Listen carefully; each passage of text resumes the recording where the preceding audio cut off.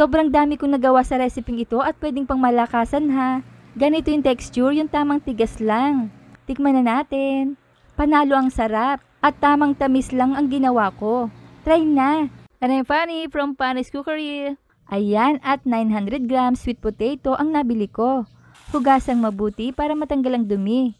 At ilagay na natin dito sa lutuan. Takpan at ilaga ito ng 30 minuto. At kapag malamig na ay balatan natin. Ayan, tapos na. Gamit ang gadgaran ay gadgarin natin ito or pwede din namang pisain gamit ang tinidor until fine. Ayan, at ilagay na natin ito sa kawali dahil dito natin ito lulutuin. Pagkatapos ay isama na dito ang kinayod na niyog. Ikalat lang natin dahil ilalagay pa natin dito ang brown sugar. Buksan ng init sa katamtaman.